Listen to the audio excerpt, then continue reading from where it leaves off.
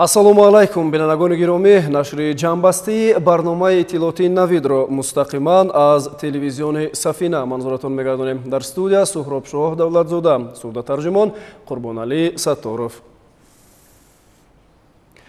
дар асоси қарори раиси Маҷлиси Миллии Маҷлиси Олии Ҷумҳурии Тоҷикистон 13 май соати 10 дар шаҳри Душанбе иҷлосияи дуюми Маҷлиси Миллии Маҷлиси Олии Ҷумҳурии Тоҷикистон даъвати ҳафтум баргузор мегардад. Дар иҷлосия баррасии Қонуни Конститутсионии Ҷумҳурии Тоҷикистон оид ба ворид намудани илова ба Қонуни Конститутсионии Ҷумҳурии Тоҷикистон дар бораи мақомоти маҳаллии ҳокимияти давлатӣ, қонунҳои Ҷумҳурии Тоҷикистон дар бораи захираи моддии давлатӣ ва дар бораи сармоя ва ҳавасмандгардонии фаъолияти сармоягузорӣ, дар бораи ворид намудани илова ба Кодекси ҷиноятии Ҷумҳурии Тоҷикистон ва дар бораи ворид намудани тағйир ба Кодекси мадании Ҷумҳурии Тоҷикистон ва дигар қонунҳои қабул намудаи Маҷлиси намояндагони Маҷлиси Олии Ҷумҳурии Тоҷикистон дар назар дошта шудааст.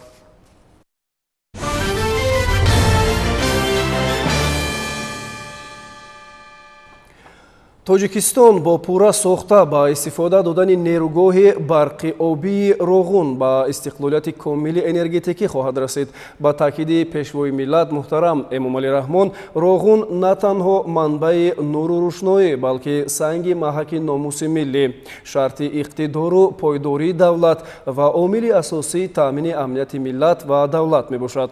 Ҳамин азму иродаи қавӣ ва мавқеи қатъии пешвои миллат аст ки имрӯз нерӯгоҳи барқи Роғун ба корзори меҳнати зарбдор табдил ёфтаву кор дар тамоми қитъаҳои сохтмонӣ тибқи нақшаҳои пешбинӣ гардида ҷараён дорад. Таваҷҷӯҳ кунед ба гузориши ҳамкорони мо аз ҷараёни бунёди ин иншооти азими аср.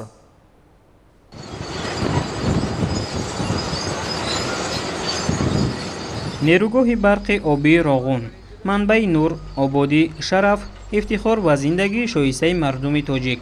дар ин корзори нангу номуз бунёдкориҳо тибқи нақша ва бо азму иродаи қавии сохтмончиён идома доранд. корҳои сохтмону васлгарӣ дар иншооти соҳили рост ва чапи нерӯгоҳ, бинои трансформаторҳо, толори мошинҳо, нақбҳои симентасионии соҳили чап, сохтмони сарбанд, ядрои сарбанди асосӣ ва ғайраҳо бо ҷӯшу хуруш давом дошта, муҳандисону сохтмончиён аз техникаи зарурӣ истифода мебаранд. аз он ки ин нерӯгоҳ ба ояндаи дурахшони ватан, рушди босуботи иқтисодӣ ва зиндагии шоистаи аҳолии кишвар мусоидат хоҳад кард, анҷоми босифати корҳо пайваста зери назорат аст. имрӯзҳо дар иншоот нерӯгоҳи барқи обии Роғун дар ҳама қидаҳои корӣ, корҳои сохтмонӣ бо як ҷӯшу хуруш дар як сатҳи баланд идома ёфта истодааст. аз он ҷумла дар сарбанди ҳамин нерӯгоҳи барқи обии Роғун ки ҳоло мо дар инҷо қарор дорем, дар инҷа хобондани маводҳои хокию сангӣ дар ҳама зонаҳо, зиёда аз 5 зонаҳо ки ҳар як зонаҳо маводҳо ва хосиятҳои хобондани худро дорад. зонаи ядро ки мо дар инҷо қарор дорем, дар инҷа хобондани маводҳои гилхоҳӣ рафта истодааст ки ин мавод таҳти назорати доимии гурӯҳи намояндаи фармоишгар қарор дорад ва мо ҳаррӯза аз рафти корҳо шинос мешавем ва ба рафти корҳои иҷрошуда тибқи шартҳои техникӣ, тибқи стандартҳои байналмилалӣ ки корҳои сохтмонӣ ҳоло ки ба ҳамин стандартҳои байналмилалӣ рафта истодааст, агар ин корҳои сохтмонӣ ба стандартҳо агар ҷавобгӯ бошад, мо баҳогузорӣ менамоем. иҷрои корҳои сохтмону васлгарӣ дар иншооти соҳили рост аз тарафи пудратчии лоти 3 ширкати ҷамъияти дорои масъулияти маҳдуди Тоҷик гидроэлектромонтаж тибқи барномаҳои корӣ идома доранд. лоиҳаҳои иншооти соҳили рост аз тарафи ширкати лоиҳакашии Эфри Ҷумҳурии Швейтсария таҳия гашта, аз ҷониби намояндаи фармоишгар ширкати Трактибел Электроконсалт баҳогузорӣ шуда истодааст. дар нақби сохтмони қабати 4 СТ4 корҳои нақбканӣ ва мустаҳкамкунӣ муваққатӣ пурра ба анҷом расида, корҳои бетони конструктивӣ ва иҷрои корҳои рӯйпӯшнамоӣ бо оҳанфузулот дар арафаи анҷомёбист. айни замон иҷрои корҳои бетонгирӣ ва мустаҳкамкунии баромадгоҳи нақби сохтмони СТ4 идома дорад. вақте ки ду оҳанпораи деворҳои дарвозҳо ба ҳамдигар васл карда шуд, байни ду оҳанпора корҳои кафшергарӣ сар мешавад.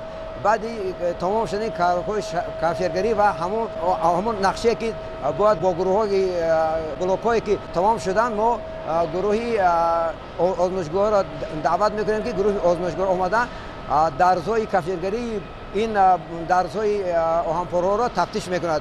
بعدی تفتیش کردن یگان کمبوده باشد اصلاح کرده می شود، اجازه داده می شود برای کارهای بتوانرزی پسی آهنپرها. باعث افتخار است که در چنین انشاءات عصر کار و فعالیت کرده ایستاده‌ایم و از روی نقشه و چاره‌بینی‌های حکومت جمهوری تاجیکستان کار و فعالیت کاری همین نقبی استیج 4 از روی نقشه به اتمام رسیده ایستاده است. ما همین کار رو کوشش کرده ایستاده‌ایم که در مهلتی همین معین شده به اتمام رسانیم.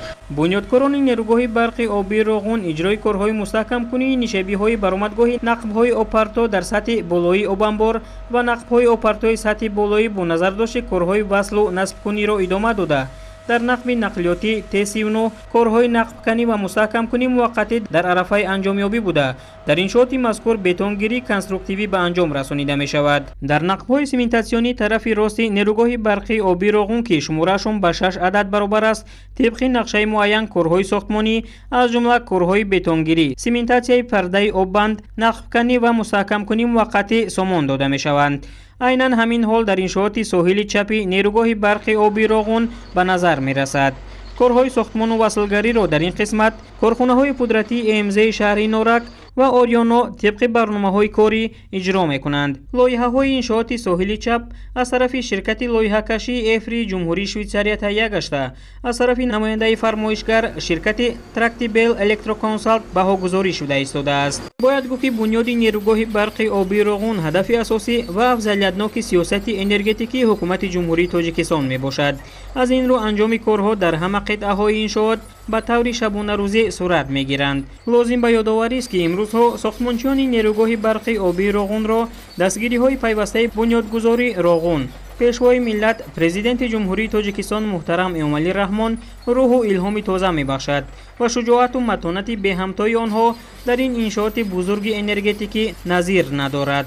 تشبس‌های سازنده، اقدام‌های نجیب هر فرد با آر و ناموس و تندوس بابت سهمگیری در بنیاد نیروگاه امروز به نتیجه‌های دلخواه باعث شده است. بنیاد نیروگاه برق آبی روغون ارمان ملت ماست و امروز هر فرد خودشناس و خودآگاه با استفاده از سیاست خردمندانه پیشوای ملت پرزیدنت جمهوری تاجیکستان محترم امامعلی رحمان همه عزم و تلاش خود را بهر نائل شدن به هدف‌های سازنده روانه نموده است.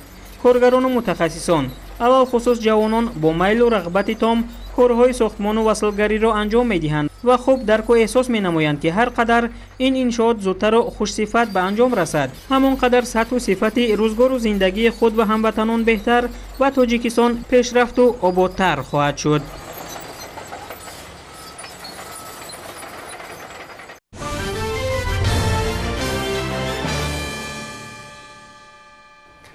وابسته به تطبیق هدف‌های حکومت جمهوری تاجیکستان استفاده مقصدناک امکانیت‌های موجوده در سمت تأمینات اهالی با نیروی برق، کم کردن تلفات و دویر به شرح و توضیح محتوای تغییر و الهه‌های وارد شده با کودکس جنایتی جمهوری تاجیکستان و کودکس حقوق ویرانکنی مأموری جمهوری تاجیکستان از جانب گروه کاری تأسیس داده شده حکومت جمهوری تاجیکستان تحت راهبری معاون سروزیر مملکت عثمان علی عثمانزاده در شهر کولوب با فعالان و نمایندگان ساختارهای گوناگون شهر و ناحیه‌های منطقه کولوب واخوری سودمند برگزار گردید.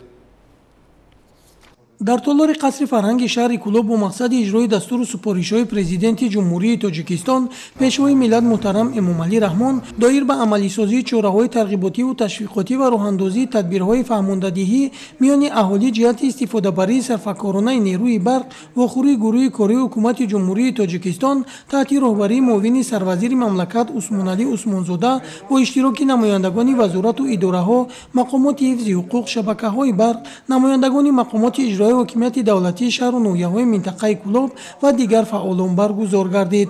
зимни суханронӣ иброз карда шуд ки масъалаи бо қувваи барқ таъмин намудани аҳолӣ ҳадафи афзалиятноки давлату ҳукумат маънидод шуда, дар ин самт аз ҷониби роҳбарияти мамлакат давра ба давра тадбирҳои зарурӣ амалӣ гардида истодааст. бо вуҷуди татбиқи лоиҳаҳо ва ҷалби сармоягузорон, мушкилоту норасоиҳо дар самти истифодабарии қувваи барқ ҳам аз ҷониби муштариён ва ҳам аз ҷониби кормандони шабакаҳои барқ ба мушоҳида мерасад ки ислоҳи саривақтиро тақозо менамояд. муовини аввали прокурори генералии ҷумҳурии тоҷикистон аъзамзода сарвар зимни баромади хеш иброз дошт ки барои риояи қонунҳо ва пешгирӣ аз қонуншиканӣ дар ин самт гурӯҳҳои корӣ таъсис дода шудааст ва дар минтақаи Кӯлоб як қатор қонунвайронкуниҳо ба қайд гирифта шуда кор дар ин самт идома дорад. зимни санҷишҳо маълум гардид ки дар зеристгоҳи Даҳана, Восеъ, Рудакӣ, Мироб, Фархор, Сурхоб, Саричашма ва бозчанди дигар талафоти барқ аз 38 то 61% ташкил медиҳад ки ин рақамҳо нигароникунандаанд. муовини аввали вазири корҳои дохилии ҷумҳурии тоҷикистон Аламзода Абдураҳмон бо таҳлил ва далелҳо 470 ҳолати қонунвайронкуниҳоро таъкид намуд. гуфта шуд ки дар минтақаи Кӯлоб як қатор корхонаҳо ва ҷамъиятҳои дорои масъулияташ маҳдуд аз ҳисоби барқ қарз доранд ва беҳисобкунаки барқӣ аз қувваи барқ истифода бурданд ки нисбат ба онҳо корҳо идома дорад. муовини якуми директори агентии назорати давлатии молиявӣ ва мубориза бо коррупсияи ҷумҳурии тоҷикистон Барод Расулӣ аз ошкор гардидани ҳолатҳои ғайриқонунӣ ва андешидани чораҳо нисбат ба шахсони масъул маълумот дод. дар ин ҷаласа директори департаменти рушди шабакаҳои барқ ва шист дар ҳам чанд бо таҳлилҳо дар ҳар як шаҳру ноҳияҳои минтақаи Кӯлоб талафоти барқро нишон дода қайд кард ки фоизи талафоти барқ дар баъзе ноҳияҳо ба ҷои пасравӣ баланд шудааст. амалигардии лоиҳаи нав оид ба васли ҳисобкунакҳои билингӣ бошад дар шаҳри Кӯлоб талафоти барқро зина ба зина поин фароварда истодааст. муовини сарвазири мамлакат супориш дод ки бо сабаби нокифоягии фаъолияти сарнозирон дар ҳамаи шабакаҳои барқӣ ин воҳиди корӣ барҳам дода шуда мутахассисон вобаста ба малакаи кориашон ва вазифаҳои дигар гузаронида шаванд. кормандони шабакаҳои барқ шурӯъ аз сардор то корманди қаторие ки ба қонунвайронкунӣ дар вазифаи хизматиаш роҳ додааст аз кор хориҷ ва умуман аз соҳа бартараф карда шавад. сардори агентии назорати давлатии энергетикӣ назди президенти ҷумҳурии тоҷикистон Холмуҳаммадзода Сорбон аз тартиб додани 95 протокол дар якҷоягӣ бо кормандони прокуратура, 17 адад бо кормандони шуъбаи вазорати корҳои дохилӣ дар минтақаи Кӯлоб, 77 адад аз ҷониби раёсати назорати давлатии энергетикии минтақаи Кӯлоб ва 2 санад оид ба қонунвайронкунӣ дар самти истифодаи қувваи барқ иттилоъ дод. бо назардошти нишондодҳои оморӣ ва таҳлилу санҷиши ҳолатҳои ошкоршудаи ғайриқонунӣ истифодабарии қувваи барқ дар аксари маврид даст доштани кормандони шабакаҳои барқ муайян шуда нисбат ба онҳо дар доираи қонунҳои амалкунанда татбиқи чораҳои зарурӣ дар назар аст. муовини сарвазири мамлакат ба муовинони раисони шаҳру ноҳияҳо супориш дод ки корҳои фаҳмондадиҳиро дар ҳама ҷамоат ва деҳаҳо ба таври васеъ ба роҳ монда тағйироти ба қонунҳо ворид гардида ба аҳолии шаҳру тавзеҳ дода шавад. ширинҷон Сафарзода, Сайфиддин Исмоилов аз шаҳри Кӯлоб барои барномаи Навид.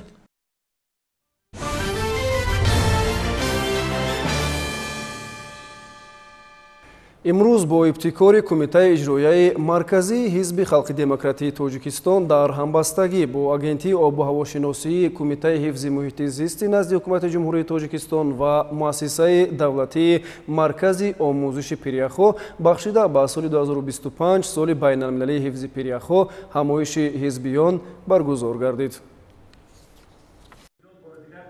дар ҳамоиш муовини якуми раиси ҳизби халқии демократии тоҷикистон Неъматзода Маликшо роҳбарияти кумитаи ҳифзи муҳити зисти назди ҳукумати ҷумҳурии тоҷикистон, муассисаи давлатии маркази омӯзиши пиряхҳои Академияи миллии илмҳои тоҷикистон, институти масъалаҳои об ва гидроэнергетикаи Академияи миллии илмҳои тоҷикистон, кормандони дастгоҳи кумитаи иҷроияи марказии ҳизби халқии демократии тоҷикистон ва кумитаҳои иҷроияи ҳизби халқии демократии тоҷикистон дар шаҳри Душанбе иштирок ва суханронӣ намуданд. иброз гардид ки дар барномаи ҳизби халқии демократии тоҷикистон ҳамчун ҳуҷҷати роҳнамо барои солҳои 2025-2030 дар қатори дигар масъалаҳои ҳаётан муҳим ки татбиқи амалии он дар 5 соли минбаъда пешбинӣ шудааст, ташаккули иқтисоди сабз, ҳифзи муҳити зист, беҳдошти вазъи экологӣ, мусоидат ба татбиқи ташаббусҳои ҷаҳонии Тоҷикистон дар соҳаи об, пешгирӣ намудани таназзули замин, пиряхҳо, об, ҷангал ва баландбардоштани маърифати экологияи мардум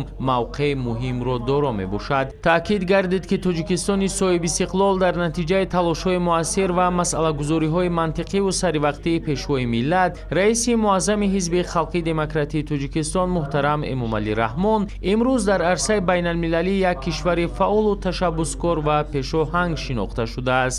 ин омили муҳим боиси он шуд то кишвари мо на танҳо мақом ва нуфузи худро дар арсаи байналмилалӣ қавитар созад, балки бо ёфтани равиши хоси дипломатияи худ дар ҳалли масоили минтақавӣ ва ҷаҳонӣ, алалхусус пешбурди талошҳои ҷаҳонӣ ҷиҳати коҳиш додани обшавӣ яке аз сарватҳои табиӣ пиряхҳо фаъолона иштирок менамояд ва пешниҳодҳои илман асоснокро ба ҷомеаи ҷаҳонӣ манзур менамояд. ҳамчунин нотиқон оид ба вазъи пиряхҳои тоҷикистон, таъсири тағйирёбии иқлим ба иқтисоди тоҷикистон ва дигар масъалаҳои марбут ба ҳифзи пиряхҳо ибрози ақида намуданд.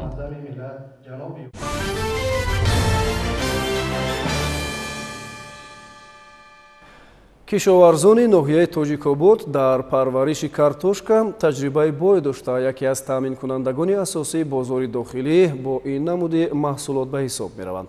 бо мақсади васеъ намудани майдони кишти картошка хоҷагидорон талош доранд ки аз ҳисоби талу теппаҳо заминҳои бекорхобидаро ба гардиши кишоварзӣ ворид созанд. ҳамин раванд дар ҷамоати деҳоти ширинчашма низ мушоҳида мешавад. мавзеъи регаки ҷамоати деҳоти шинчашмаи ноҳияи тоҷикобод барои парвариши истеҳсоли картошка басо мувофиқ мебошад. тибқи иттилои масъулин ҳамасола деҳқонон дар ин ҷо картошка киш намуда ҳосили дилхоҳ ба даст меоранд. дар ноҳия мувофиқи нақша 10106 гектар дар ҳама шаклҳои хоҷагидории кишти картошка ба нақша гирифта шудааст ки аз ин 150 гектараш ба сохтори кишоварзӣ рост меояд.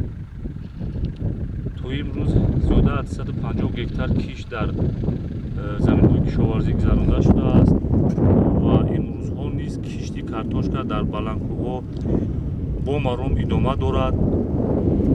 баъзе қитъаҳои замине ки бо намӣ таъминанд, заминҳои чарогоҳ ва лалмӣ, дар онҳо ҳам кишт гузаронда мешавад кишти картошка ва кишоварзони ноҳия кӯшиш менамоянд ки нақшаи базимабудаи картошкаро дар муҳлат ва сари вақт иҷро намоянд. дар ин мавзеъ кишоварзон дар майдони 300 гектор картошка киш менамоянд. таҷриба нишон медиҳад ки ҳамасола деҳқонони ноҳия тавассути дастрас намудани тухмиҳои хушсифат ва анҷом додани корҳои зарурии агротехникӣ ҳосили дилхоҳ ба даст меоранд. ноҳияи баландкӯҳи тоҷикобод барои парваришу истеҳсоли картошка басо мувофиқ мебошад. зери истеҳсоли картошка ҳамчун нони дуюм ва маҳсулоти рақобатпазир дар бозор дар шароити кунунӣ имкон медиҳад ки сатҳи зиндагӣ ба маротиб боло рафта даромаднокии аҳолӣ афзоиш ёбад. соли равон кишоварзони ноҳияи тоҷикобод дар ҳамаи шаклҳои хоҷагидорӣ зиёда аз 2100 гектар кишти картошка гузаронда истоданд ки 300 гектари он ба ҷамоати деҳоти ширинчашма рост меояд. албатта ин нишондоди баланд ва муваффақияти комили мардуми заҳматкарини ноҳияи тоҷикобод мебошад. имрӯзҳо зиёда аз 80% кишт ба анҷом расонда шудааст ва ногуфта намонад ки аз ин рӯзҳои офтобӣ кишоварзон бисёр хуб истифода бурда он нақшае ки дар зимма доранд бо сарбаландона иҷро карда истодаанд. аз ҳисоби вазорати кишоварзии ҷумҳурии тоҷикистон имсол 20 тонна картошка ба ноҳия дастрас гардид ки онҳоро мо ба хоҷагиҳои деҳқонӣ тақсим карда додем. хоҷагидорон ҳар як ваҷҳ заминро самаранок истифода бурда дар он маҳсулоти кишоварзӣ киш намуда бадин васила кишоварзони ноҳияи тоҷикобод дар таъмини амнияти озуқавории кишвар саҳми бештар мегиранд.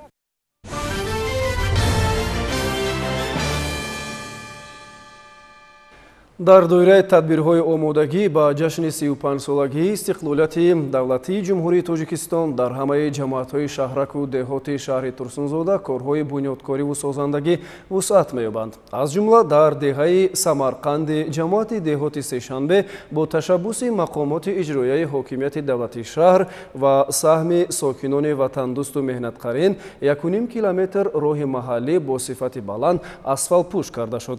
ҷузъиёти бештар дар гузориши ҳамкорамон Бахтиёр Ходирзода. дар доираи омодагиҳо ба ҷашни 35-солагии истиқлолияти давлатии ҷумҳурии Тоҷикистон дар деҳаи Самарқанди ҷамоати деҳоти сешанбеи шаҳри Турсунзода 1.5 километр роҳи нақлиётгард асфалтпӯш гардид. ин иқдом бо саҳми фаъоли сокинони ватандӯст дастгирии мақомоти иҷроияи ҳокимияти давлатии шаҳр амалӣ шуд.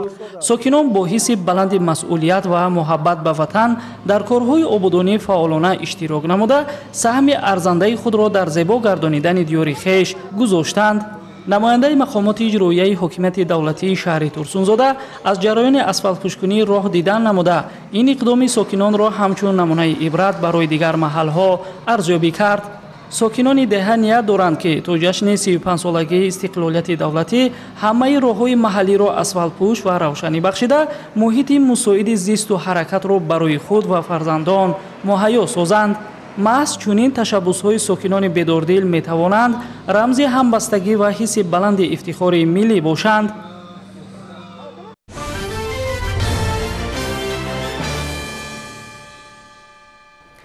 бо мақсади баландбардоштани маърифати ҳуқуқи шаҳрвандон, риояи қонунҳои амалкунанда ва пешгирӣ аз зуҳуроти номатлуб дар байни наврасону ҷавонон, роҳбарияти суди ноҳияӣ ба номи Мирсаид Алӣ Ҳамадонӣ дар байни аҳолӣ силсилаи суҳбату вохӯрӣ ва корҳои фаҳмондадеҳиро ба роҳ мондааст. шарҳи бештар дар гузориши хабарнигорони мо.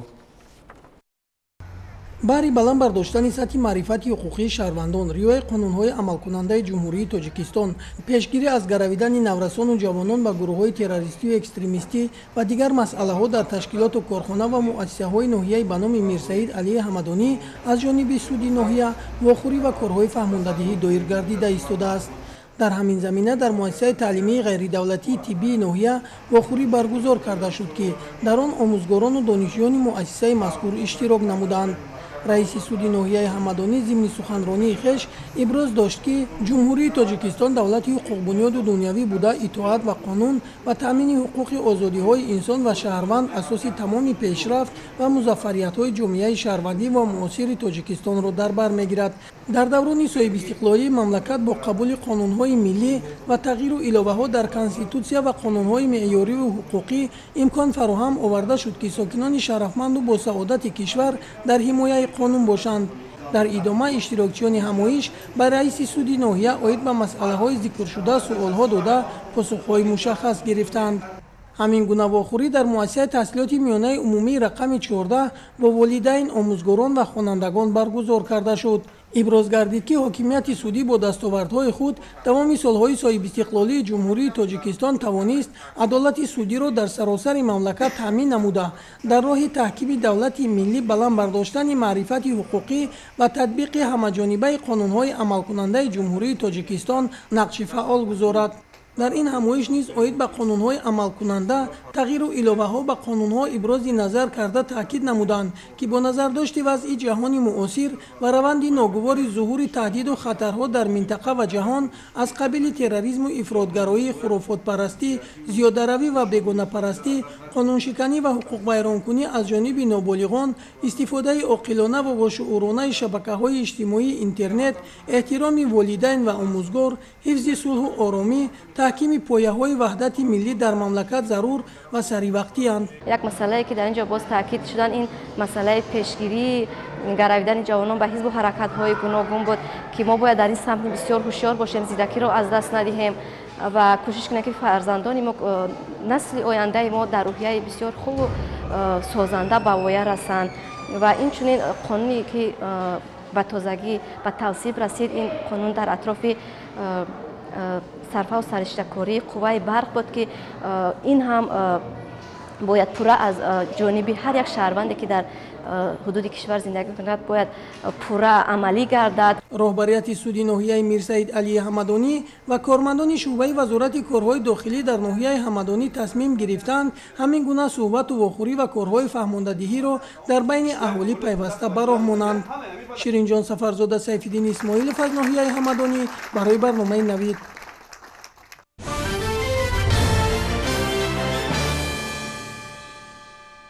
генетикаи тиббӣ дар Тоҷикистон: қадамҳо барои пешрафт, таҳти ҳамин унвон дар шаҳри душанбе бо ибтикори маркази тиббии генетикии вита бо иштироки табибони дохилию хориҷӣ ҳамоиши илмию амалӣ баргузор шуд. гузориш дар ин хусус. маркази тиббии генетикии вита фаъолияти худро дар доираи ҳадафҳои ҳукумати ҷумҳурии тоҷикистон дар самти тандурустии аҳолии кишвар анҷом дода дар соҳаи ҳифзи саломатии мардуми мамлакат талош мекунад.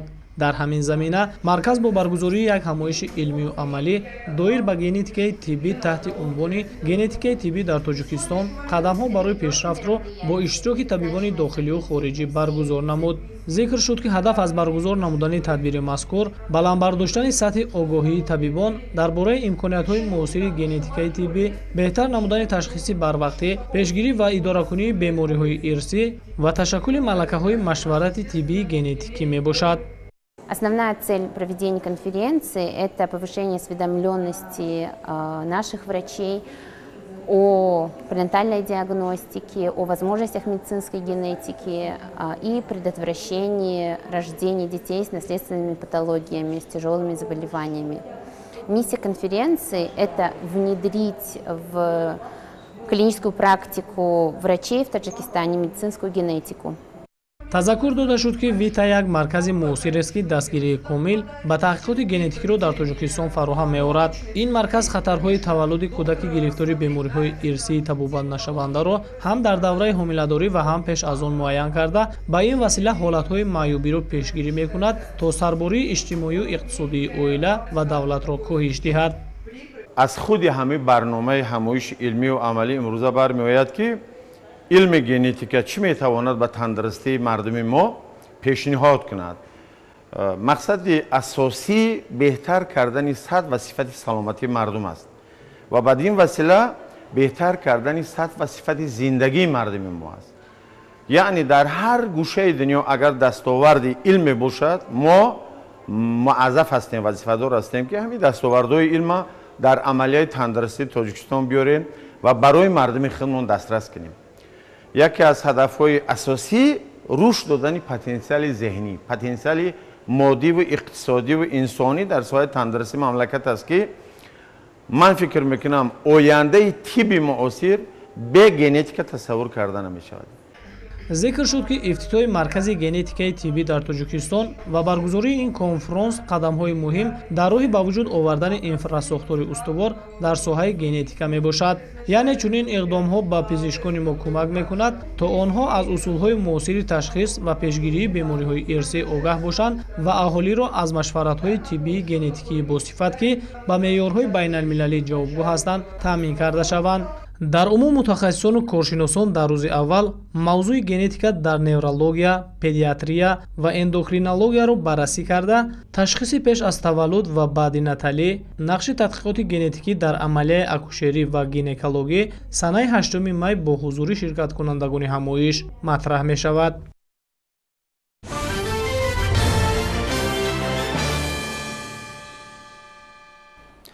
имрӯз дар тоҷикистон рӯзи телевизион, радио ва кормандони соҳаи алоқа таҷдил шуд. Ба ин муносибат бо ибтикори кумитаи телевизион ва радиои назди ҳукумати ҷумҳурии тоҷикистон дар театри опера ва балети ба номи Садриддин Айнӣ бо иштироки намояндагони ҳукумати мамлакат ва кормандону собиқадорони соҳаи телевизиону радио ҳамоиши тантанавӣ доир гардид. гузориш дар ин хусус. قبل از آغاز چورابینی ادانه بخشیده به روز تلویزیون، رادیو و کارمندان ساحه علاقه، نمایندگان دستگاه اجرایی پرزیدنت جمهوری تاجیکستان، رهبریت کمیته تلویزیون و رادیوی نزد حکومت جمهوری تاجیکستان و دیگر ساختارها از نمایشی که تاریخ و تحولات ساحه را بازگویی میکرد دیدن نمودند. تلویزیون دوران استقلالیت، تلویزیون سفینه سپس در تالار تئاتر دولتی اکادمی اپرا و بالت به نام صدرالدین عینی چورابینی تنتنوی برگزار شد. در آغاز یاردمچی پرزیدنت جمهوری تاجیکستان اوید به مسائل رشد اجتماعی و رابطه با جامعه عبدالله رحمانزاده برآمد نموده اهل نشست و در سیمای آنها تمام کارمندان ساحه تلویزیون و رادیو و علاقه کشور را به مناسبت عید کسبیشان که بار اول از قید کرده می شود تبریک و تهنیت گفت. зикр шуд ки таҷлил гардидани ин санаи муҳим шаҳодати эҳтироми баланд ба нақши созандаи кормандони соҳаҳои телевизион, радио ва алоқа дар ҳаёти иҷтимоию фарҳангии кишвар мебошад. таҳти роҳбарии хиратмандонаи пешвои миллат, президенти ҷумҳурии Тоҷикистон муҳтарам Эмомалӣ Раҳмон ва таваҷҷуҳи доимии ҳукумати ҷумҳурии Тоҷикистон, рушди соҳаҳои мазкур дар солҳои соҳиб истиқлолӣ ба дастовардҳои назаррас ва беназир ноил гардидааст. аснои суханронии раиси кумитаи телевизион ва радиои назди ҳукумати ҷумҳурии Тоҷикистон Носир Саидзода иброз дошт ки бо шарофати сиёсати дурбинона ва дастгирии бевоситаи пешвои миллат муҳтарам Эмомалӣ Раҳмон дар даврони истиқлолият кумитаи телевизион ва радиои назди ҳукумати ҷумҳурии Тоҷикистон барои рушд ва тавсеяи инфраструктури техникӣ, беҳтарсозии муҳтаво ва баланд бардоштани сатҳу сифати барномаҳову лоиҳаҳо, барномаҳои давлативу стратегияҳои муҳимро амалӣ намуд. аз ҷумла қабули барномаи давлатии рушди телевизион ва радио дар ҷумҳурии Тоҷикистон барои солҳои 2021-2025 ва барномаи давлатии рушди пахши телевизиони рақамӣ дар ҷумҳурии Тоҷикистон барои солҳои 2020-2024 шароити мусоид фароҳам овард ки дар он татбиқи таҷҳизоти муосири рақамӣ, навсозии студияҳо, марказҳои пахши барномаҳо ва афзоиши шабакаҳои пахши рақамӣ дар саросари мамлакат ба назар гирифта шуд. дар заминаи ин барномаҳо ва бо қарори ҳукумати ҷумҳурии Тоҷикистон дар кишвар як қатор шабакаҳои нав таъсис дода шуд ки имрӯз барномаҳои баландмазмунро дар форматҳои гуногун омода ва пахш менамоянд. дар суханрониҳои дигар баромадкунандагон низ рушди соҳаҳои телевизиону радио ва алоқаи кишвар махсус таъкид шуд.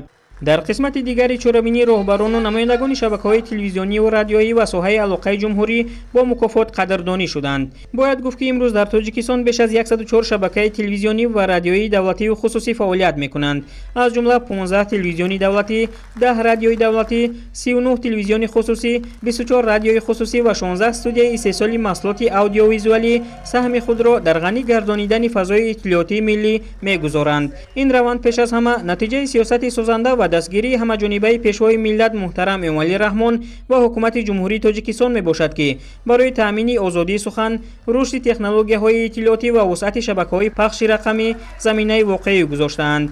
ҳамзамон бо иқдоми пешвои миллат ва таваҷҷуҳи доимии ҳукумати мамлакат шароити кории кормандони соҳа пайваста беҳтар карда мешавад. имрӯз студияҳои муҷаҳҳаз бо таҷҳизоти муосири садову тасвир, марказҳои пахши рақамӣ ва системаҳои идораи муҳтавои рақамӣ ба истифода дода шудаанд.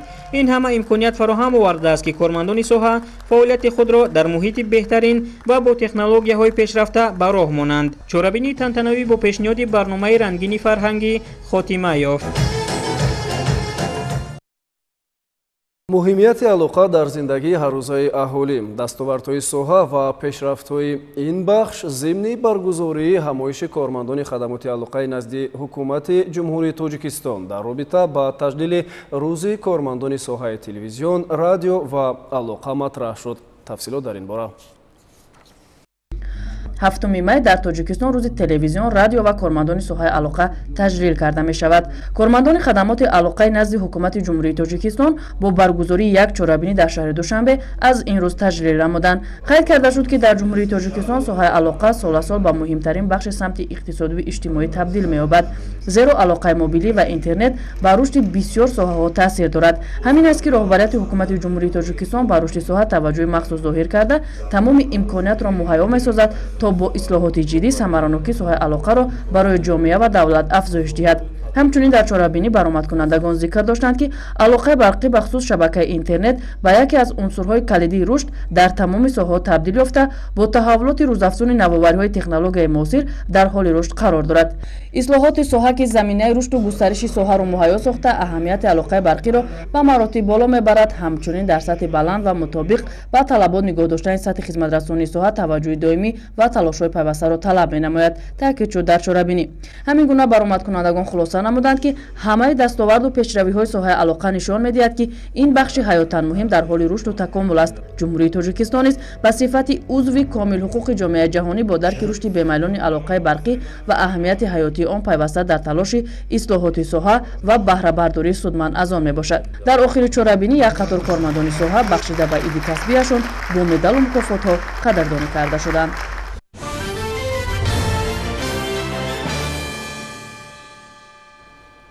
дар литсеи касби техникии саноати насоҷӣ шаҳри душанбе рӯзи дарҳои кушод баргузор шуд. Дар доираи ин тадбир, ки бо мақсади бештар ҷалб намудани довталабон ба касбомӯзӣ роҳандозӣ гардид, хонандагони зиёди муассисаҳои таҳсилоти миёнаи умумии пойтахт иштирок намуданд.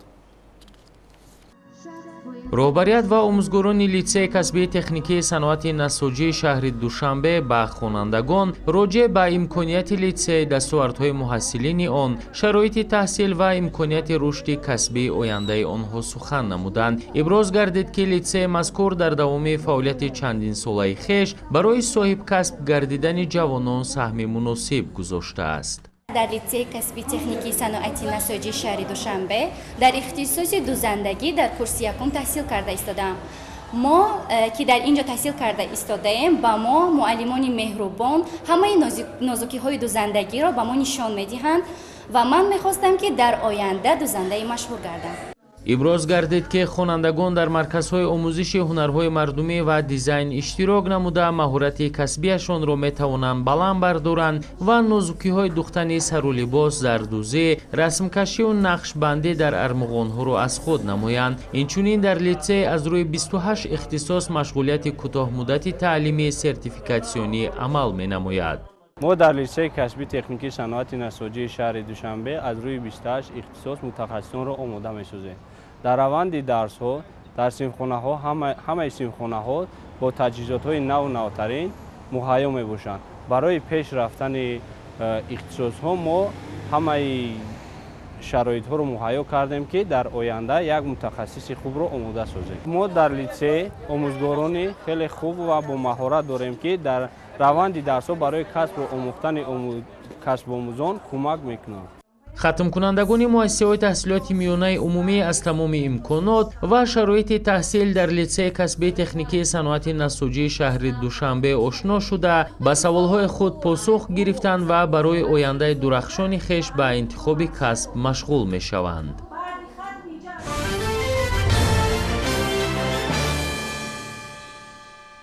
дар доираи татбиқи барномаи 20-солаи омӯзиш ва рушди фанҳои табиатшиносӣ, дақиқ ва риёзӣ дар соҳаи илму маориф барои солҳои 2020-2040 дар вилояти Хатлон даври вилоятии озмуни барномасози беҳтарин ҷанбаст гардид. ҳамкорони мо аз ҷараёни ин озмун гузориш медиҳанд.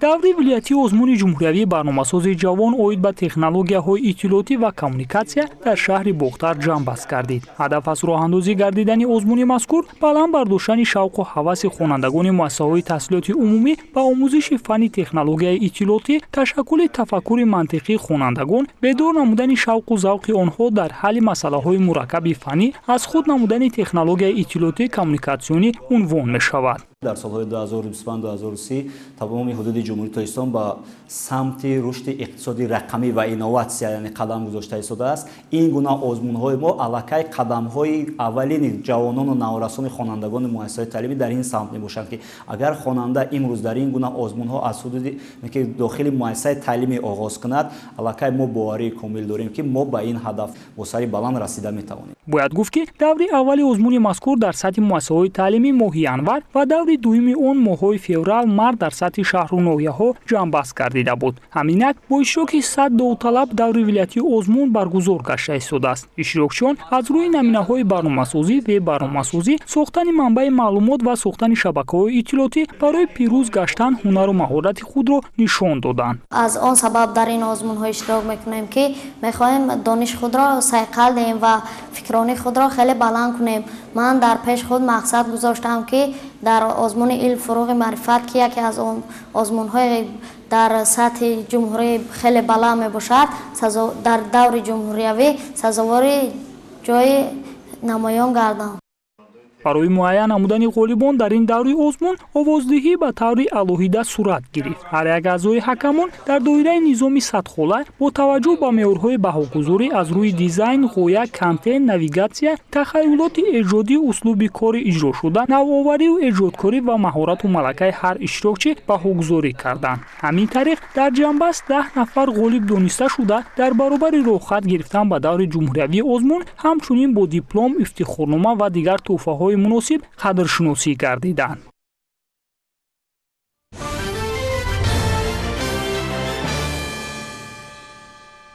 бо ибтикори бахши кумитаи ҳолатҳои фавқулода ва мудофиаи гражданӣ шаҳри ҳисор дар муассисаҳои таълимӣ машқҳои мудофиаи гражданӣ ҷараён дорад.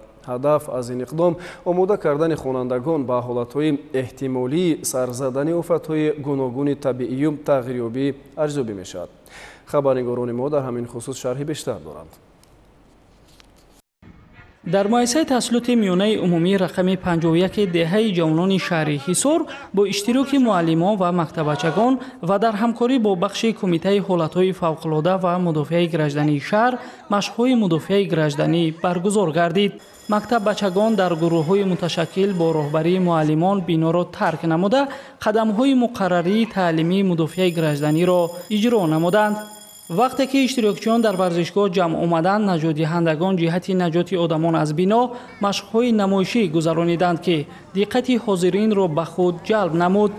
ин машқҳо дар саҳни мактаб идома ёфта тамоми иштирокчиён ва ширкаткунандагон имконият пайдо намуданд ки дониши худро дар ҷалби ёрии аввалӣ ба зарардидагон ва ёрии бехатарӣ ва наҷоти одамон аз офатҳо мустаҳкам намоянд. пас аз анҷоми машқҳои амалии мудофиаи гражданӣ, иштирокчиён аз гӯшаи намоишӣ дастони моҳири муассиса дидан намуданд ки маҳорати ҷавононро ба намоиш гузошт. дар синфхонаҳои фаъолияти дарсҳои кушоди амалии ёрии аввалин ва бурдани зарардидагон ба ҷойҳои бехатар низ намоиш дода шуд. натиҷаи омӯзиш ва ҷамбасти чорабинӣ аз ҷониби сардори бахши кумитаи ҳолатҳои фавқулода ва мудофиаи граждании шаҳри ҳисор таҷрибаи муҳим барои ширкаткунандагон ва аҳли ҷомеа ҳисобида шуд.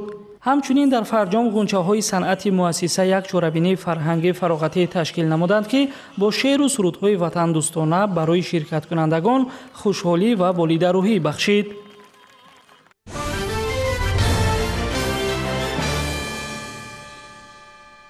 бо мақсади пешгирии офатҳои табиӣ ва ҳарчи зудтар бартараф кардани оқибатҳои он дар ноҳияи Фархор низ рӯзи намунавии мудофиаи гражданӣ доир гардид. ин тадбир бо иштироки кормандони шуъбаи кумитаи ҳолатҳои фавқулода ва мудофиаи гражданӣ ва шуъбаи маорифи ноҳия бо ҷалби муҳассилин сурат гирифт. дар ноҳияи Фархор машқи мукаммали мудофиаи гражданӣ бо иштироки ҳайати роҳбарикунандаи мудофиаи гражданӣ, комиссияҳо, сардорони мудофиаи граждании хадамот, қувва ва воситаҳои зернизомҳои вазифавӣ ва ҳудудии низоми ягонаи давлатии ноҳияи Фархор оид ба пешгирӣ ва рафъи оқибатҳои ҳолатҳои фавқулода, ҷамоатҳои деҳот, иншоотҳои иқтисодӣ дар муассисаи таълимии рақами 1 ташкил ва гузаронида шуд. оғози машқи рӯзи намунавии мудофиаи гражданӣ аз ҷамъомади тантанавӣ шурӯъ гардид. ин чорабинӣ ки тибқи нақша чорабиниҳо ва тавсияи шуъбаи кумитаи ҳолатҳои фавқулода ва мудофиаи гражданӣ назди ҳукумати ҷумҳурии Тоҷикистон бо мақсади пешгирии офатҳои табиӣ дар ноҳияи Фархор амалӣ гашт, бо омодагии ҳамаҷонибаи коллективи омӯзгорон ва хонандагон дар сатҳи баланд доир карда шуд. машғулиятҳои назариявӣ оиди сатҳи огоҳии наврасон нишон доданд ки оиди ҳолатҳои фавқулода ва мудофиаи гражданӣ мактабиён иттилои хуб доранд. дар қисмати машқҳои амалӣ ҳам иштирокчиёни чорабинӣ фаъол буданд. онҳо вобаста ба дастаҳои муҳофизатӣ ва сӯхторхомӯшкунӣ ва ёрии таъҷилӣ аз самти фаъолияташон огоҳӣ доштанд ва вазифаҳои худро бо зиракиву ҳушёрӣ иҷро намуданд. طبق اطلاع برای برگزاری مشق روز مدافع گردنی مؤسسه آمادگی خوب دیده است و در این روز از اجرای هر یک وظیفه نزدشان گذاشته شده با مسئولیت بلند برآمده توانستند. این گفته ها در خدمت جنبسته مشق روز مدافع گردنی صدا دادند. برای سطح آمادگی از نام شعبه کمیته حالت‌های فوق‌العاده و مدافع گردنی نزد حکومت جمهوری تاجیکستان به اشتراکچیان بهترین سپاسنامه‌ها تقدیم کرده شدند. گزارش خوجا نظریف خدای نظر ظهوروف از ناحیه فرخور برای برنامه اطلاعاتی نوید.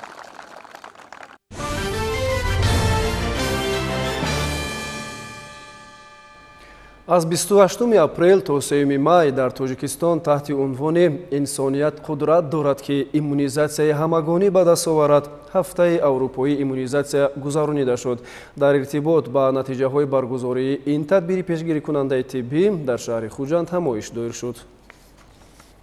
давоми як ҳафта аст ки дар кишвар ҳафтаи аврупои иммунизатсия ҷараён дорад. ҷиҳати расонидани иттилоъ ба аҳолӣ оид ба аҳамияти иммунизатсия дар самти нигоҳдории солими ҷомеа дар меҳмонхонаи суғдиёни шаҳри хуҷанд нишасти матбуотӣ баргузор гардид. нахуст директори филиали муассисаи давлатии маркази ҷумҳуриявии иммунопрофилактика дар вилояти Суғд Зарина Тоҷибоева бобати омилҳои асосие ки барои гузарондани иммунизатсия афзалият доранд ҳарф зад. иттилоъ дода шуд ки имрӯз дар ҷумҳурии Тоҷикистон бар зидди 12 намуд бемориҳои сироятӣ бо ваксина идорашаванда кӯдакон иммунизатсия карда мешаванд ва моҳи сентябри соли ҷорӣ воридшавӣ боз як намуд ваксина ба ҷумҳурии Тоҷикистон ба нақша гирифта шудааст ки бо ин намуд воҳед дар вилояти Суғд наздик 29 000 духтарони 10-сола иммунизатсия карда мешаванд. мақсади асосии баргузории чорабинии мазкур ин баланд бардоштани маълумотноки аҳолӣ оид ба аҳамияти иммунизатсия дар самти нигарондани солимии аҳолӣ мебошад. ягона роҳе ки бемориҳои сироятиро бо иммунизатсия идора шавандаро метавонад бо гирифтани иммунизатсия пешгирӣ кард. модаронро хоҳиш мекардем ки саривақт кӯдакони худро ба иммунизатсия фаро гиранд. баҳри саломатии кӯдакони худ беаҳамият набошанд. зикр гардид ки давоми 20 сол аст ки ҳафтаи аврупоии иммунизатсия дар Тоҷикистон ташкил ва гузаронида мешавад, зеро ҷумҳурии Тоҷикистон шомили бюрои минтақавии аврупои созмони умумии ҷаҳонии тандурустӣ буда ҳамасола бо мақсади баланд бардоштани маълумотнокии аҳолӣ оид ба аҳамияти иммунизатсия дар самти нигоҳдории солимии аҳолӣ ин санаро мутамтан ҷашн мегиранд. нишасти матбуотӣ ки дар доираи баргузории ҳафтаи аврупоии иммунизатсия дар ҷумҳурии Тоҷикистон сурат гирифт бо додани посух ба суоли сершумори намояндагони васоити ахбори умма ба поён расид.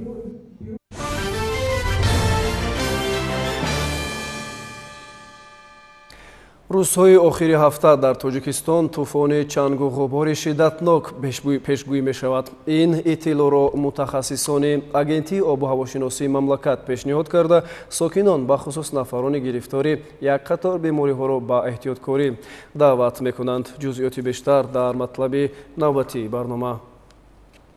аз 8 то 10 май дар Тоҷикистон тӯфони чангу ғубори шадид пешгӯӣ мешавад ки аз шиддатнокии вазиши шамол бо суръати то 15-20 метр дар як сония дар ноҳияҳои ҷанубӣ ва шимолии ҷумҳурӣ ба вуҷуд меояд. дар ин хусус агентии обуҳавошиносии мамлакат хабар медиҳад ба иттилои манбаъ шароити номусоиди метеорологӣ боиси баланд шудани миқдори зиёди чанг дар атмосфера ва паст шудани сифати ҳаво мегардад.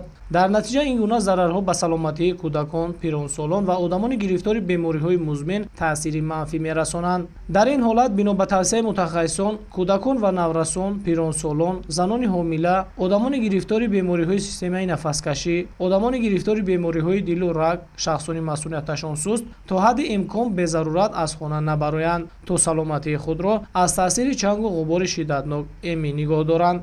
бо сабаби шиддат гирифтани шамол дар шимоли Афғонистон ва инчунин дар ҷануби вилояти Хатлон боиси шиддат гирифтани чангу ғубор ва ҳаракат кардани он ба қисми зиёди минтақаҳои ҷумҳурӣ хоҳад гашт ва дар рӯзҳои 8, 9, 10 ва ҳатто 11 ба он нигоҳ накарда ки дар баъзе минтақаҳои кӯҳӣ то бемарказ вилояти Суғд ва дар ғарби Бадахшон бурдани боронҳои кӯтоҳмуддат бо раъду барқ пешгӯӣ карда мешавад, вале чангу ғубор то 11 дар қисми зиёди минтақаҳои ҷанубӣ, ҷануби шарқӣ боқӣ хоҳад монд. дар ин давра ҳарорати ҳаво гарчанде ки нам қадар паст мегардад, вале рӯзона дар қисми зиёди водиҳои вилояти Хатлон то 30-31 дараҷа боқӣ хоҳад монд. дар шимоли ҷумҳурӣ яъне ки дар вилояти Суғд бошад то 27-29 дараҷа ва дар қисматҳои кӯҳӣ мӯътадил гарм буда то 15-20 дараҷа гармӣ мушоҳида хоҳад гашт. сабаби асосии пайдоиш ё ҳаракат кардани чунин ҳодисаҳо ё ин ки ҳаракат кардани чангу ғубори зиёд ва шиддат гирифтани он ин асосан набурдани боришот яъне ки тӯлонӣ набурдани боришот дар минтақаҳое ки асосан чангу ғубор аз ин минтақаҳо ҳаракат хоҳад кард. рӯзҳои наздик яъне ки аз 8 то 11 ба ҷумҳурӣ асосан аз ғарб ва аз ҷанубу ғарб дохилшавии чангу ғубори зиёд мушоҳида хоҳад шуд. мутахассисони соҳаи тиб мегӯянд ки дар ин рӯзҳо беморони гирифтори бемориҳои дилу раг, диабети қанд, диқи нафаси бронхиалӣ тавсия дода мешавад ки зуд ҳавои хонаро тоза карда саломатиашонро ҳифз кунанд. ҳамчунин одамон бояд бештар оби тоза нӯшанд, ҳатто рӯзе на камтар аз 2-2.5 литр ва аз ин агар 0,5 литр оби минералӣ бошад хуб аст. тавсия дода мешавад ки тирезаҳои хона пӯшида бошанд ва ҳавои дохили хона пайваста тоза нигоҳ дошта шавад. ҳамзамон сокинонро мебояд аз niqobҳои муҳофизатӣ истифода намуда фаъолияти ҷисмониро дар беруни бино маҳдуд созанд. саломатӣ сарвати асосӣ дар зиндагӣ аст, пас ба хотири ҳифзи саломатии худ дар ин рӯзҳо аз эҳтиёт кор гирифтан ба манфиат хоҳад буд.